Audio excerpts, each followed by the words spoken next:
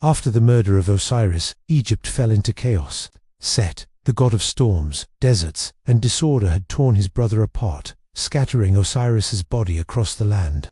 Though Isis resurrected Osiris through magic, he could no longer rule the living. Instead, Osiris descended into the Duat, becoming lord of the dead. The throne of Egypt stood empty, but Osiris had left behind a son. Horus, the child of Isis and Osiris, was born in secret among the marshes of the Nile. Isis hid him from Set, knowing her brother-in-law would kill the child if he found him. Scorpions guarded the infant god, and spells protected his breath while Isis whispered ancient magic over him. Horus grew strong, hawk-eyed, sharp-minded, and filled with righteous fury. He knew the truth. Set had stolen the throne. Set had shattered order. Set had murdered his father.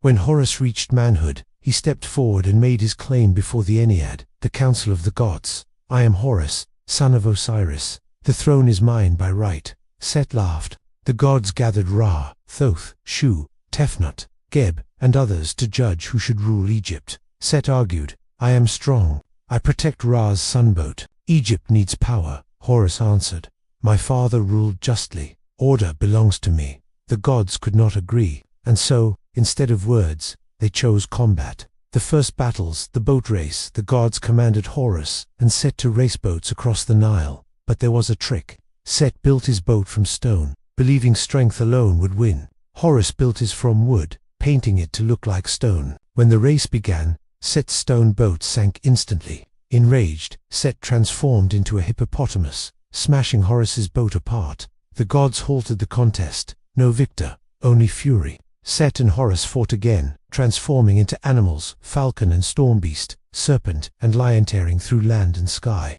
The earth cracked. The waters boiled. Egypt itself trembled. During one brutal clash, Set ripped out Horus's left eye, shattering it into pieces. Horus screamed not in pain alone, but in cosmic loss. The eye represented order, balance, and wholeness. Set believed he had one. He was wrong.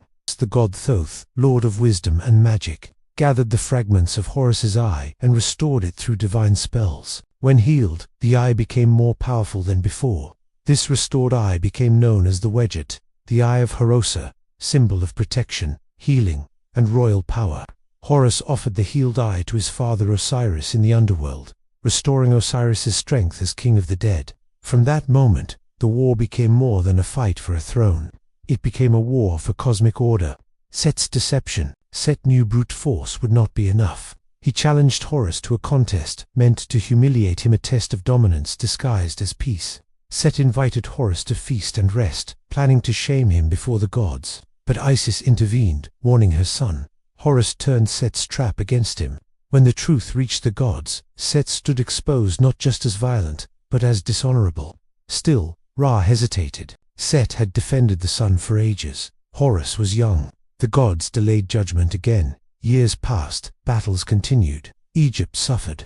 Tired of the endless war, Isis disguised herself as a grieving woman and tricked Set into admitting that his son had the right to his father's throne. When she revealed herself, Set roared in rage and tried to kill her. Ra, angered by Isis's interference, briefly punished Horus, but even Ra could no longer deny the truth. Set's own words had condemned him, and at last, the gods turned to Osiris himself. From the underworld, Osiris sent a message. "Why does the murderer rule, while my son waits?"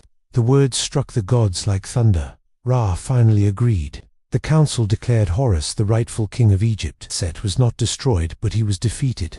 Some myths say he was exiled to the desert, forced to serve Ra forever, or bound as a symbol of chaos, never to rule again. Horus ascended the throne, crowned as Horus the Avenger, uniting Upper and Lower Egypt. The living king of Egypt would forever be seen as Horus incarnate, while the dead king would become Osiris. Order was restored, Mat returned, and the sun rose again.